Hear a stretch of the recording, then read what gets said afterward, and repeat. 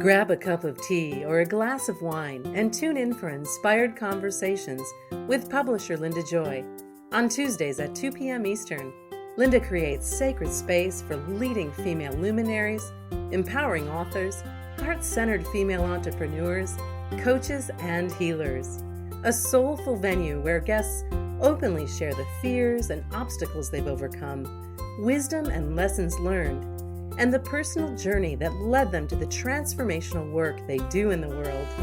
Inspired Conversations to empower you on your path to authentic, soulful living. Welcome to Inspired Conversations. This is your host, Mindset Mojo mentor and publisher of Aspire magazine. I'm still pinching myself. We have been publishing Aspire and supporting women in living their best lives for 16 years. And yes, it's still free. You can learn more at subscribetoaspire.com. You know, for 6 years, I've been leading this show and bringing you conversations that will inspire you to live deeper, more authentic, and inspired lives. And I don't know about you, my friends, but I'm approaching my 60th birthday this year. And I've noticed this deeper shift within and this real deep dive into bringing forward the truth of who I am. And maybe you're on a midlife journey too. And so I just felt led to start this call with a quote from my beautiful guest today that really speaks to me as a woman and as someone on a spiritual journey. Midlife is not a dirty word, but is instead an incredible opportunity to transform past challenges and loss into feminine rocket fuel. Midlife is a powerhouse of untapped possibilities, deep and unapologetic authenticity, and burgeoning internal vitality. Oh, yeah, I can say yes to all of that. And we're going to be talking about that message and so much more today with an old friend, a spiritual warrior, and someone I have so much love and respect for. Rosie Dalton is a midlife revisionist, lifestyle coach, spiritual guide, and workshop facilitator. She is a presenter and inspirational speaker at Canyon Ranch, Kripalu Center for Yoga and Health, 1440 Multiversity, and several other similar venues. Rosie's newest venture is showing women how to immerse themselves into a new and powerful paradigm of the ageless woman with her own small, intimate VIP retreats. Focusing on all that has come to pass in a woman's life, she shows her participants how to use it all as fuel for creating dynamic and joyful lives. Rosie gives women empowering, practical, energizing, and uplifting tools to rewrite the scripts of their lives and put them into action. Rosie, I am so excited to have you here for this conversation. I am so excited to be here, my beautiful friend Linda. Well, you know, I have watched you unfold and live this message. We've been friends for a long time. I've been following you on Facebook. I've joined you for one of your sacred circles of artwork. She is such an amazing artist on top of everything else that she's amazing at. Oh, you're so nice. and I've watched you really step into this whole part of your journey. So let's talk about what was the catalyst that moved you forward with such conviction to champion the ageless woman, my friend?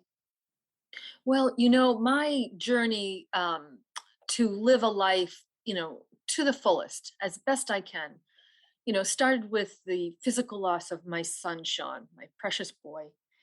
And it took me a long time to get my earthly sea legs under me again. And once I did that, I really started to look at my entire life to see, was it the way I wanted it to be? Because this life is very short and can be very wonderful or can be very awful, depending on how you want to look at it. Now, I know I'm going to see my son again. So if I know that, and if I, moved forward with that thought in mind and that in my heart, then what kind of life could I have? Now, could I have a life that contained both grief and joy? And I came to the conclusion I absolutely could. And then, like I said, I started looking around at my life and what was working and what wasn't. And I just kind of grounded down into everything good in life, everything good that was around me. And I knew I could help other people if I could come back from this really unimaginable, devastating loss. Then I knew that other women could do this as well, and that you can rewrite your backstory. Oh, so true. And I've known you throughout these years of your healing, and have watched and heard about the workshops you hold on grief at all these sacred locations, and the ripple effect that that's had on women who thought they could no longer experience joy or show up fully in their lives. And you've been guiding so many women in saying, oh no, and even in the midst of grief, you can have joy. You can find pleasure in life.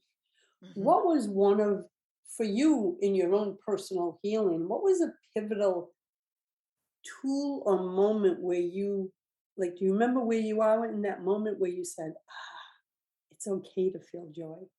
Mm. Yeah, I can remember the very, very first time when, it wasn't a long time, it was months after physically losing Sean. And I just didn't care about anything other than my daughter. I just didn't care about anything. And I was having a cup of tea with a dear friend who had shown up every day on my doorstep to just be with me. And we were having a cup of tea, and I realized I was enjoying it. I was like, "Oh my gosh, this tastes so wonderful." The taste, the warmth. And what I did right then and there was I took that wonderful, it was only for a minute or so feeling, and I animated it within myself. So in my next awful moment, I said, "You know what? You had a good moment. You had a wonderful moment. I bet there's going to be more." And that's really where it started. It's just like this very teeny tiny little thing. But it's in those simple moments, isn't it? That really joy, that's when joy is present. We wait Yeah. for these big moments, and sometimes we go, "Oh, I can't be happy yet because I don't have this." But what I've learned at almost 60 is it is those moments. It Yeah. is the simplicity of having tea with a friend and feeling that warmth. What led you, Rosie, to start working with women and talking on the topic of grief? Sure. Well, I started going to a grief support group that actually made me feel worse. So I said, there wasn't much spirituality within it, and I knew if I were going to survive, that it had my grieving process, my sacred container of grief, had to have absolutely 100% spirituality contained within it. So I started facilitating my own grief groups. And it was, mostly women who came, but then actually men started coming as well. And like many of us know, men and women grieve differently, but it was a safe place for everyone to say exactly how they felt. And I was encouraging people, you can do this. And I would always say these words: stay the course, stay the course, because you don't know what goodness is coming to you. You don't know what goodness you can put out into the world. So stay the course, one foot in front of the other. So yeah, that's where it started, Linda. And look at the ripple effect. And if memory serves me, you went for life coaching and dove deeper into your own journey. So you had even more tools to share with the individuals that you were serving. Yes. Well, I come from a little bit of an unusual family. I have Yeah, a little my bit. my daughter is a medium, my sister is a medium, my niece is a medium, and my great aunts and my grandmother from Donegal, Ireland, they all had these gifts. And so I was kind of considered the everyone has the psychic gifts, but I was kind of more or less the psychic in the family, and I was doing psychic readings. But I found that women, and I always read women, would kind of rely on me to tell them what to do. Okay, what about this? What about that? And I would say to them, I'm reading what's inside of you. All your answers are inside of you.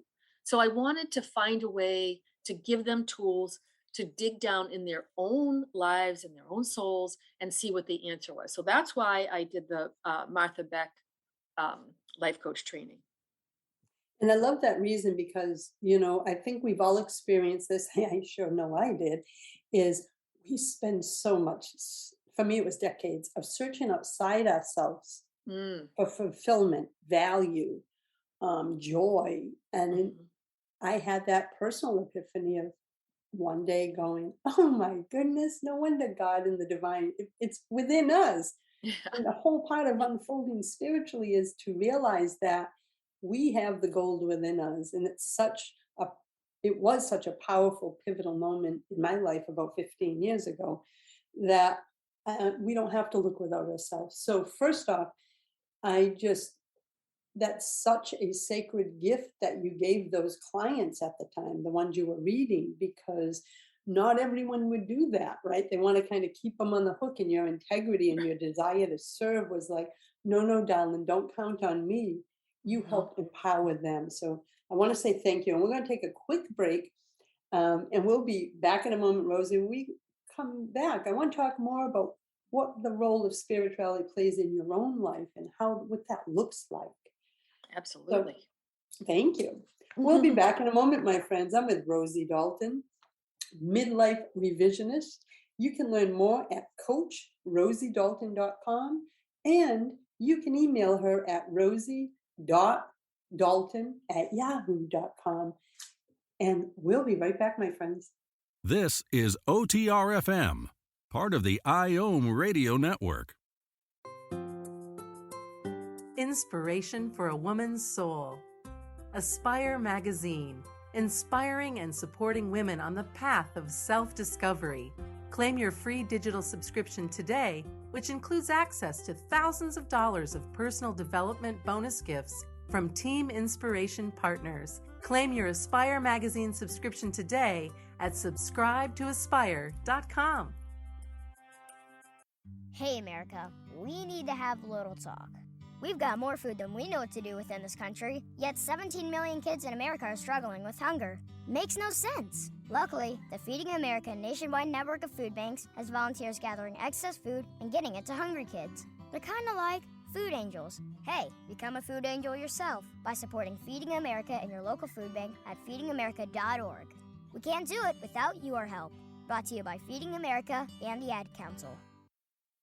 Are you trying to get from point A to point B and need a little advice? Connect with the counselors at OMTimes Advisors. Whether you're looking for a life coach or a spiritual intuitive, the advisors participating at advisors.omtimes.com were carefully chosen based on their gifts, skills, and professionalism. OMTimes Advisors, connecting you with the best advisors in the business.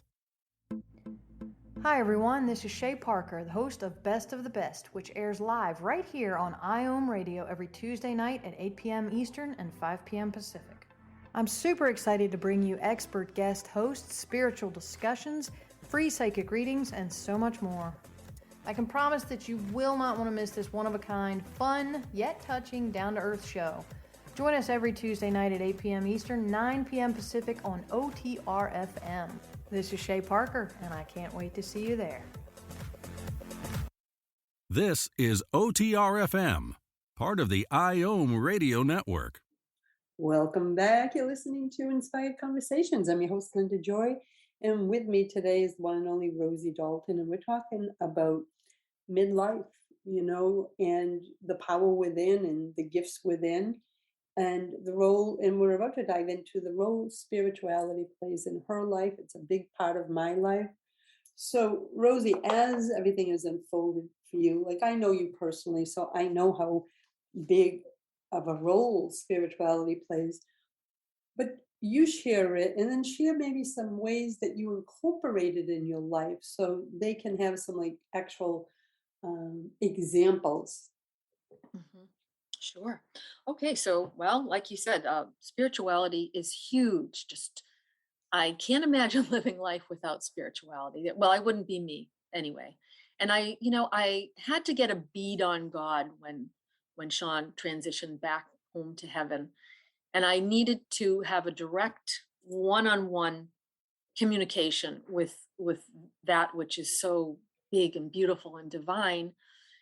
And so religion became very secondary to me. I was raised a very strict Catholic. I taught CCD, but I kind of taught CCD my own way because I wanted to teach the kids love and respect for other humans.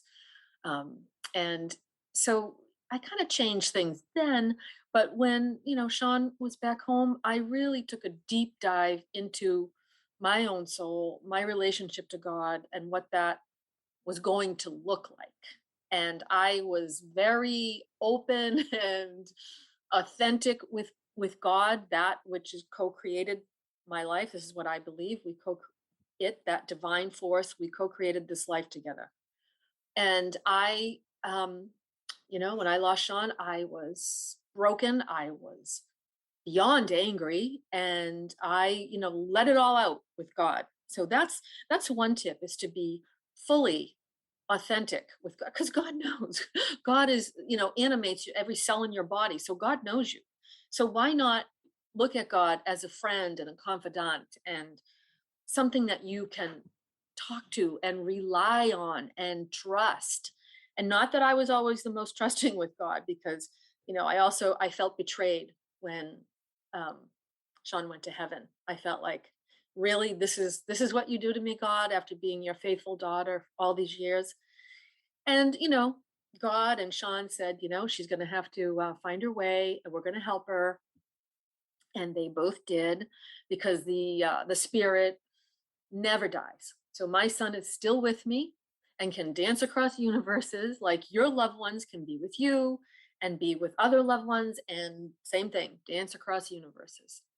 So trusting that we're always safely held would be something I would invite someone to do. Like, what if everything's going to be okay? What if in the end, everything is going to be okay, which is what I truly, absolutely believe. So some other things, like, other people find, and I as well, I find God in nature. I just can't even believe how present God is outdoors, rather, this is me now. Not everyone may agree with this, but me stuck in a church, I can't find God, but I can find God within myself, and I can find God within nature. And I don't know, I think there's a lot of people like me who look at nature as very sacred. So I hope that's enough for some. It was beautiful, and it really resonated, because Dana and I feel the same way. We live in the middle of the woods on a pond, and our daily walks, I'd say 85% of the time, are done in quiet. At 6:30 in the morning, we go for a walk, and that's our, he always says to me, he goes, if I start talking, he goes, babe, we're in church. He said, you know him, he's a wise guy. So I'm like, so we just love that time. So I get that, and it's within me. That was beautiful and really resonates. And one of the other things too is, so you just shared with us how spirituality plays a role, how you've moved through grief in the moments that you began incorporating joy. I want to shift conversation a little to what led you to this passionate work you're doing with midlife women, because was it a personal epiphany of something maybe you struggled with as you hit a certain age, and then you finally said, oh no, I'm writing a new story? I'm curious on what your shift was. Well, you know what? I don't buy a lot of baloney that's put out there in the world. Well, thank you. I don't either. So when I started to get up near midlife, I was like, this isn't bad. This is fantastic, actually. This is like you becoming the most you could ever be, because you might have children, you might have a job, all these outside, influences on your life. But I remember reading an article by Dr. Christian Northrup, and it talked about how literally the female brain in midlife, when the hormones changed, became rewired. And the rewiring was me, so that it was, now you can concentrate on you. You start looking, if you don't have a tragedy, you might at this time start looking at your life and saying, is it all working? Is this, and so culturally and socially we're conditioned to believe that this is like a downward spiral when it is actually the opposite. This is an incredible, it's full of vitality. Your second wind is full of vitality. And not that you might not have to take care of your health differently, that you might have to behave differently, maybe form some nice, healthy boundaries. But the opportunity, like for me, I keep saying midlife is so opportunistic. If people could just grasp this, and if women particularly, because I really just work with women, if they could look at all their losses, their challenges, and kind of revamped it and revised it and took that and used it as fuel, then it changes the story. It does change the story. And there's something you said that was like when you said me, right? Yeah. For myself, I just feel that it's the other thing you said about authenticity. Mm-hmm. It's almost like you shed all the bullshit that you carried, right? These thoughts, these beliefs, these masks that you think, well, I have to do this.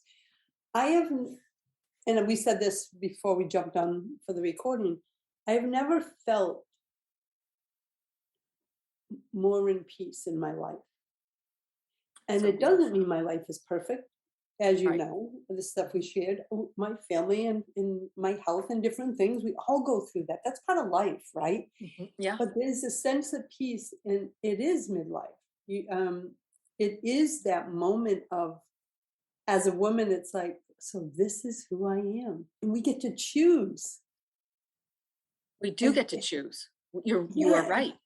And I think is that what a lot of your messages with the women you work with, because you have these beautiful, small, intimate VIP retreats with women, helping them immerse themselves into this new paradigm where they're owning their worth.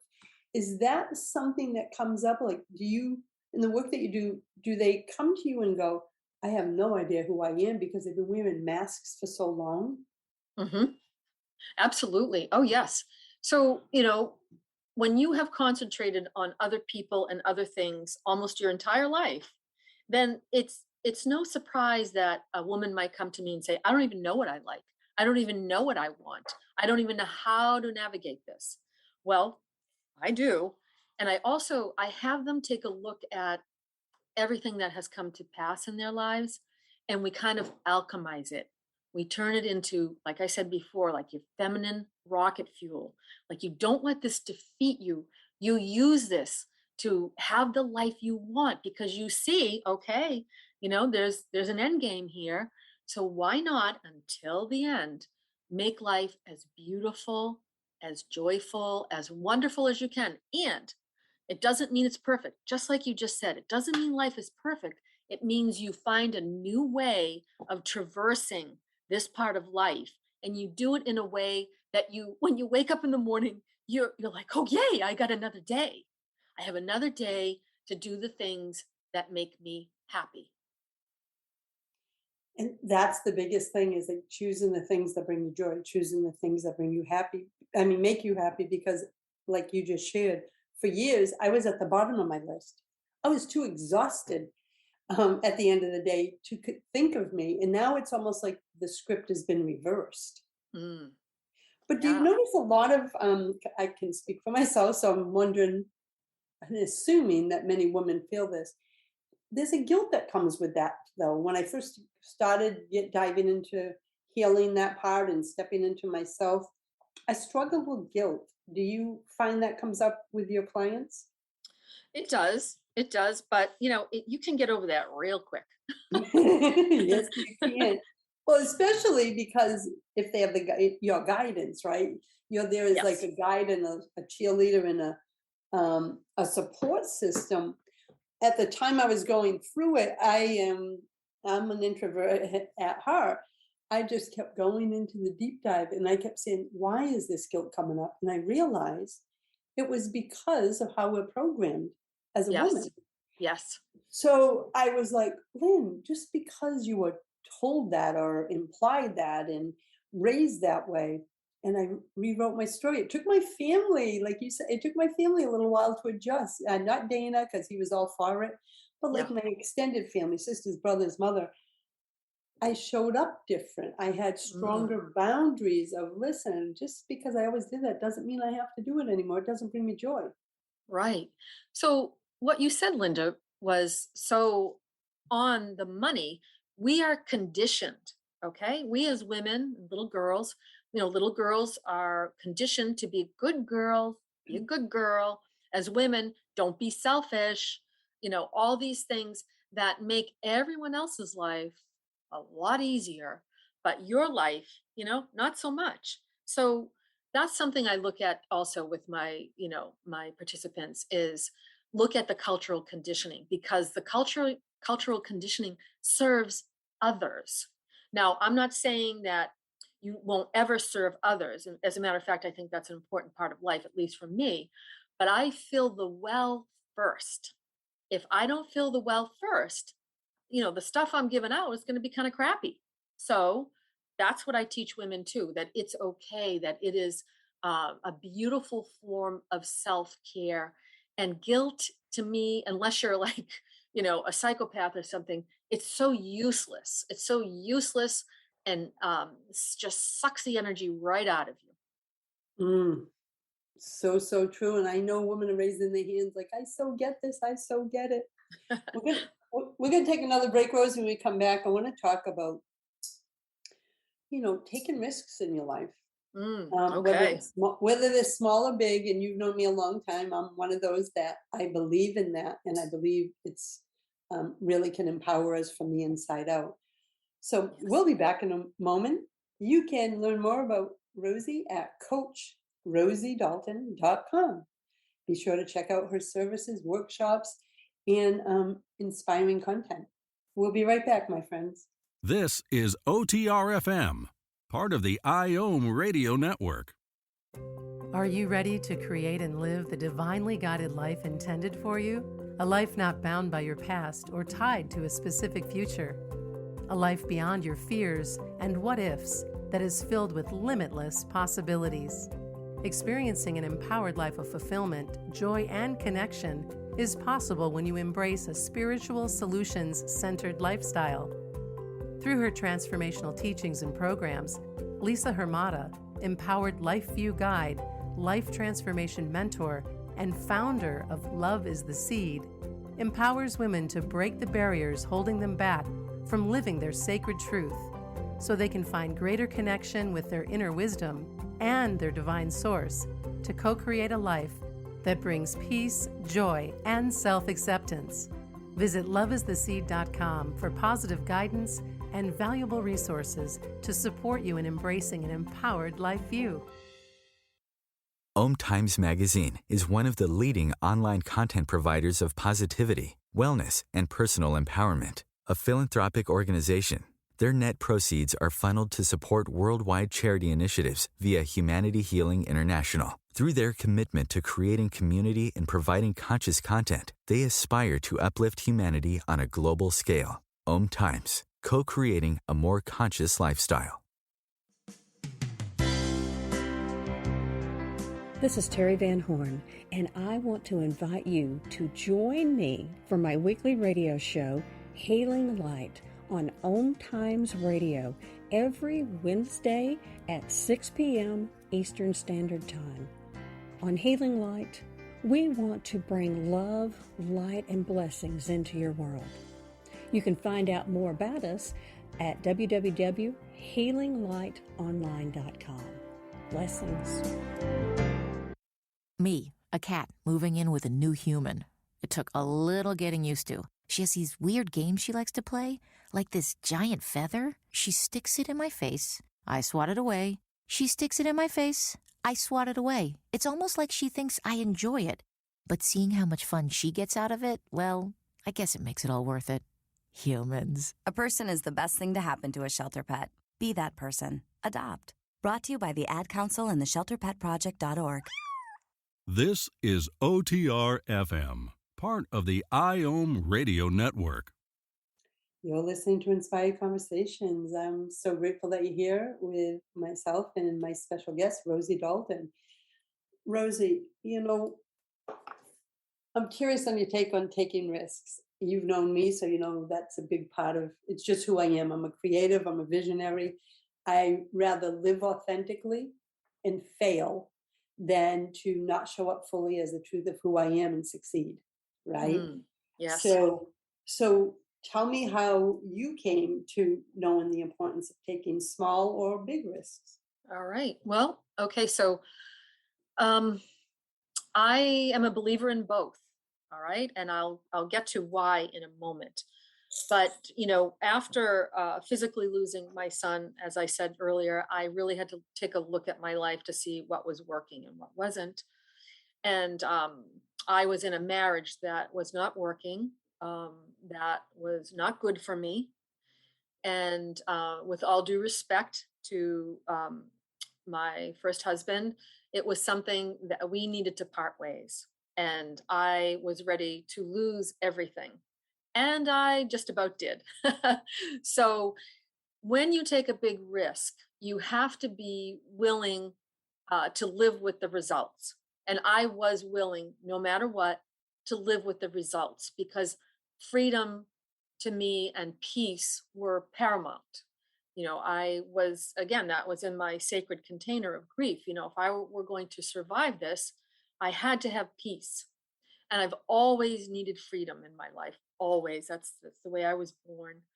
And so that was a big risk to leave, a marriage, property, everything. And, I lost my home. I even lost my car and I lost most of my money. But I knew it had to happen because if I stayed where I was, I probably would have gotten sick. That was just an intuitive, internal feeling. And there was no way on God's green earth that I was going to let that happen. So there's a big risk. And I was, again, you have to be willing to walk away and you have to be willing to live with the consequences.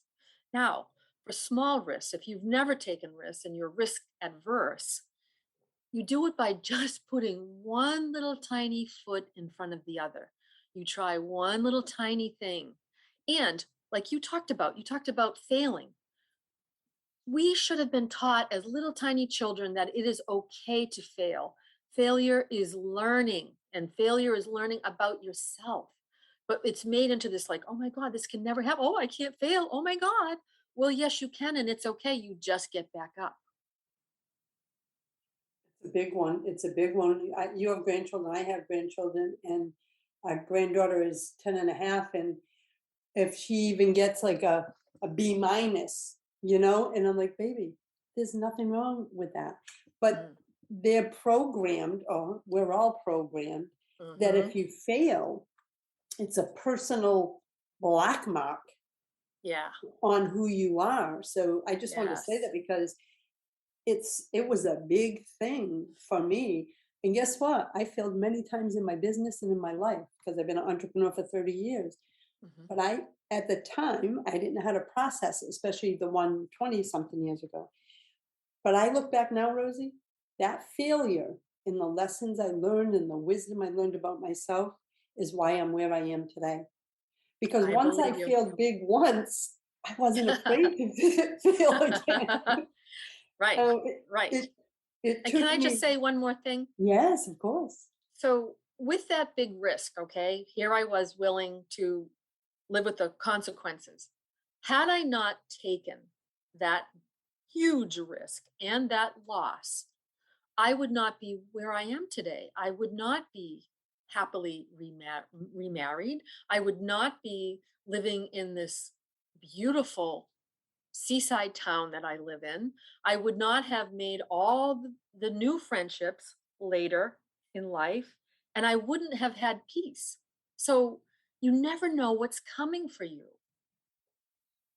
It's so true. And there's something else too, is think about it, is you going through that whole experience really fueled and led to layers of the work you're doing now. And look at the ripple effect, right? Yeah. Of the lives that you've been changing since then. No, I completely agree that those moments of big risks when we're willing to face the consequences are life changing. And they don't have to be life changing in a negative way, right? Right, So, right. so you went into making that big, taking that chance, that big risk. But it sounds like, if I understand correctly, you had already had the internal shift in your mindset of, I am not going to, even though I losing the value I had in the car, the house, the money, I am not going to look at it from a negative, because what I received, the freedom and peace, I'm going to Right. focus on what I received, not what I lost. Was that your mindset? Yeah, and it was the way I felt inside. I felt this beautiful peace and this beautiful freedom. So it kind of sustained me. And this wasn't an easy thing. I was renting rooms in people's homes. That's how bad it was. But when I was in my little bedroom, I felt such peace and such, like internal happiness. So the body will never lie to you. The body will always tell you what is true. The mind, the lying liar, sometimes can lie to you. But the body, this is another thing that women need to know. Your body will never lie to you. Your body will always tell you the truth. And that's why kinesiology works, the muscle testing, because the body cannot lie. And so you intuitively knew, if you stayed in that marriage, that um, you would become seriously ill. Yes. It was just a Yes. knowing. It was just a knowing. Yeah, that was just something I knew. And it's also something that kind of pushed me along, like, well, you know this now. Are you going to accept this? Yeah, in other words, are you going to settle for a life less than what you deserve? It's like that moment. I left a Mm, marriage 30 years ago. Kind of the same energy of waking up one day going, this is not a healthy relationship for either one of us. And yeah. having the courage to leave. I wish I probably should have left a lot earlier, but looking back, I see he came into my life for a reason. That's how I choose to look at it now. He came Oh, into yeah. my life for a reason. I learned where my boundaries were. So I started looking back. It took me a long time to go, okay, what are the gifts? Your gifts, where you got two beautiful children. Yes. Yes. Yeah. And, I agree. He was a teacher. He taught me things about myself that I had to know. Yeah. And what I want women to hear from this is um, you're as courageous as Rosie and I are. Hmm. Deep within you, I believe we all have a courageous heart. Um, and whether that's a small risk that you take or a big one like Rosie took, just know, start where you are. If you are feeling intuitively, what guidance do you have? If someone's having those intuitive hits, it's a knowing when you're alone, isn't it? That's what it was for me. Yeah. Yeah. That's, it's always going internally and having some quiet to examine your life. And another thing I want to say to everyone is ask for help. We are not here alone. I asked for a lot of help. I asked my son to help me. I asked the archangels, because I am very connected to the archangels, and I send the archangels to everyone. But you yourself, you are worthy to have archangels by your side. You are worthy to have divine guidance. So if I were, just beginning, well, yes, first I would take an unflinching look at my life to see where, do I want to live the rest of my life like this? Is it working? If it is, great, you're good. But if something's niggling away at you, or it's huge and you're just stuffing it down and you're trying to live with it, well, then you need to, or I would invite you, you don't need to do anything, but I would invite you to look at your life, see if it's working. Is there joy? Is there peace? Ooh, great insight. It's like that internal work. For years I shunned journaling because of childhood experiences, but my journal is my best friend. Mm, I can have that sacred conversation. And sometimes I write letters to the divine or Archangel Michael in my journal, mm-hmm. because it's like you said, my connection to I call it my divine support team. Yeah. Man, it gets me through everything. Yeah, absolutely. Absolutely. And we were never meant to be here alone.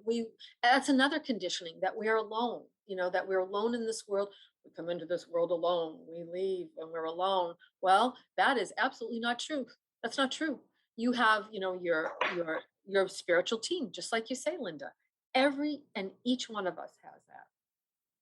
Yeah, and one of the things too, I think we're programmed, some more than others, depending on their family unit and all of that, to believe that we can't ask for help, not even from the divine, because if we ask for help and we can't do it all and meet that whole false illusion, then we're weak, we're damaged. Right. Oh, that was a big one for me. Yeah. And now I surround myself with an amazing circle of women, virtually and in real life, that, and I don't struggle as much as I used to of reaching out for help. That's huge. That's a huge thing, because yeah, no one wants to appear weak, and God forbid you ask for help. Well, that's God is encouraging you to ask for help, whether it's from the divine source or whether it's in this physical world. It's so true. And I love that you said we all have access. And we're going to take our final break and come back for the last segment. I am here with Rosie Dalton of CoachRosieDalton.com. We'll be right back, my friends. This is OTRFM, part of the IOM Radio Network. It's time to begin the adventure of a lifetime by nurturing the most important relationship you will ever have, the relationship with yourself. Kelly Grimes, self-nurturing expert, speaker, and author of the bestseller, The Art of Self-Nurturing, a field guide to living with more peace, joy, and meaning, shares that a self-nurturing practice is not about being perfect or completing another thing on your to-do list, but rather nurturing a relationship with yourself. In The Art of Self-Nurturing, you'll discover the inspiration, examples, reflective questions, and self-nurturing practices that will empower you to become the artist of your own life and see self-nurturing as an art form. Rather than living from obligation and overwhelm, you will learn to cultivate a life filled with self-compassion and self-love. Order your copy today at artofselfnurturingbook.com and receive the Self-Nurturing Starter Kit as a supportive gift. OMTimes Magazine is one of the leading online content providers of positivity, wellness, and personal empowerment. A philanthropic organization, their net proceeds are funneled to support worldwide charity initiatives via Humanity Healing International. Through their commitment to creating community and providing conscious content, they aspire to uplift humanity on a global scale. OMTimes, co-creating a more conscious lifestyle. Circle of Hearts Radio is a sanctuary on the airwaves. Join me, Grandmother Elia, in the circle on Sunday, 2 p.m. Eastern, as I share information to both enlighten and nourish your soul.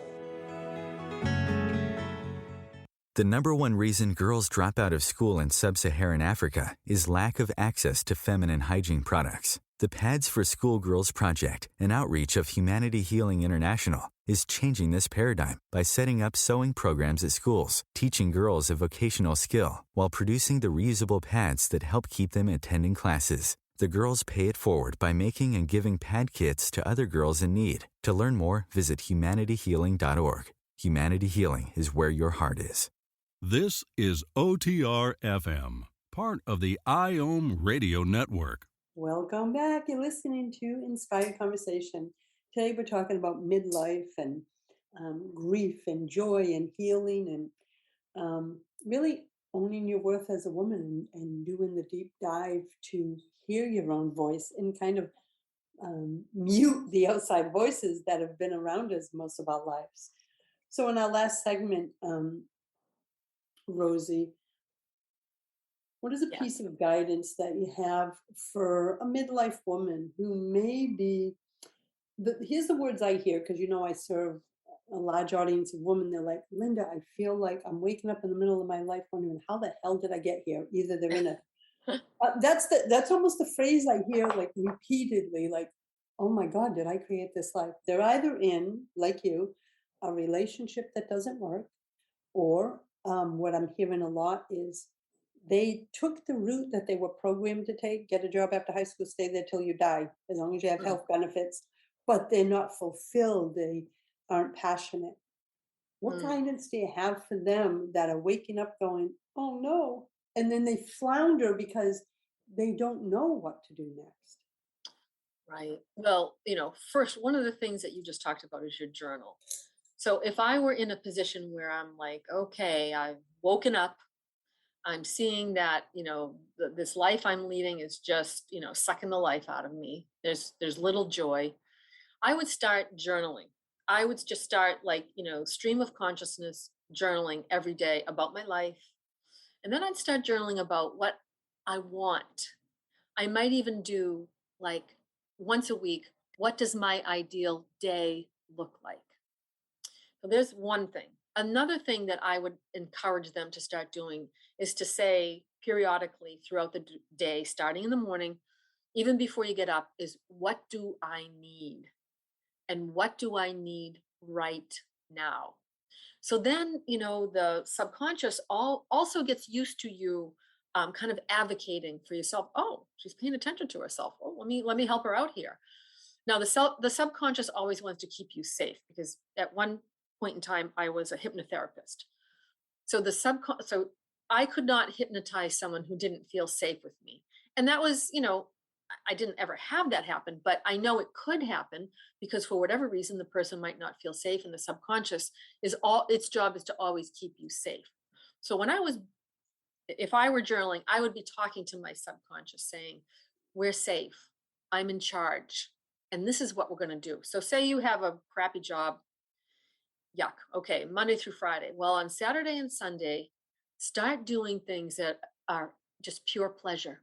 Even if it's one thing a day, pure pleasure, whatever that is, start indulging. So what happens is then that kind of like quote unquote muscle of pleasure and joy begins to grow. And as it begins to grow, everything conspires to help you. Okay. Because you're putting out a certain energy into the world, and it cannot help but change your life. I love that. Find joy on the weekends. There was a word you used in front of it that just spoke to me, and I went blank. I love that, because we get into a rut, don't we? An energetic rut, and that's where I was a long time ago. So that's almost like a shift. It's like, I am not going to stay in the rut. I'm going to make that shift to joy. And the more we tap into that, what can happen. Right. And see, this is a choosing as well. This is choosing not to stay stuck. But in choosing not to stay stuck, you have to take little baby steps. You have to take some kind of action. Yeah, because nothing changes if we don't take inspired action, right? Like you said, even if it's a baby step. Yeah. We can do something different. Yes, we can complain and moan and all that and keep looking at our lives. But if some little shift doesn't happen daily, as you said, then nothing can change, because change takes movement. Yes. Yes. See, that's where people do get stuck. They don't want to take the movement. And that's how I would often support my clients. It would be like, I'm your accountability. I'm here. I'm rooting you on. Why don't you try that little step? And that, I can't tell you how many times I don't know if that ever didn't not work, but I can't tell you how many times it did work. I just, from the energy of it, you can feel it, because the woman that I've talked to, most of them feel stuck, right? They don't know what step to do. And what happens is, when they don't reach out for support from someone like you, Rosie, then they don't feel safe. So they get caught up in that whole loop that you were just talking about. I don't feel safe, so I'm not going to do anything. I'm just going to stay with what is, because, as you know, that's the comfort zone, which is, I laugh because it's 90% of the time it's not comfortable, because you're not living authentically. Right. I mean, we're creatures of comfort. We like comfort, and we like things to stay the same. Yes. But if you just stay there and you don't put a little, feeler out here, a little feeler out there, a little action step here and there, then you can be assured that everything will stay the same. Exactly. And I've been there because I was, especially in my 20s and 30s, I was, I'll use the word, petrified of change. Mm-hmm. Because I felt like if something changed, I wasn't in control. You know, that whole false illusion of control. Yeah. Yeah, that was me. So I spent many years struggling, but I talked to so many women that have Yeah. that same I still fear. struggle with it, Linda. I Yeah. still struggle with it, but I just make it okay. It's like I say to myself, okay, this feels uncomfortable, but you're still safe. You're still okay. Yes. And that's what it is, I think, too. As we come to the final few moments, I want to leave time for you to share some exciting details. Hmm. For me, I used to be afraid of the change and feeling uncomfortable. Now I look at and go, when I'm uncomfortable, I know it's time to change. Yeah. And I welcome it. I don't fear it anymore because I know it's my spiritual essence saying, Lynn, it's time to let this go or change this habit. And now I have such trust in the divine and my intuition that even though it's uncomfortable, even though I'm a little afraid, it's as you said, it's okay. Yeah. I'm And safe. the bottom line is, I think most humans are afraid of death. So change could mean death. Oh, something bad could happen. Well, here, the spoiler alert is there really is no death. There's physical death of the body, but there's only life after life. And if you start to change your mindset, saying, oh, you know, change is okay. It might not feel good in the moment, but oh, something better is coming. Something better is coming. Oh, it's a beautiful way, beautiful reminder to close out our call with. And Rosie, we have about just under 2 minutes. I want to invite you do you have any upcoming workshops or programs that you'd like to share with my audience? I certainly do. So I've started these very beautiful VIP retreats where it's just 5 people in my home here in my little seaside town. And we start at the beach. Well, first I from my heart to their hearts, I make breakfast and I make lunch, and it's yummy. But we do breakfast, we go to the beach, we do qigong, we do Reiki healing, we do like a moving meditative walk. And then, I do things clearing the chakras, balancing the chakras.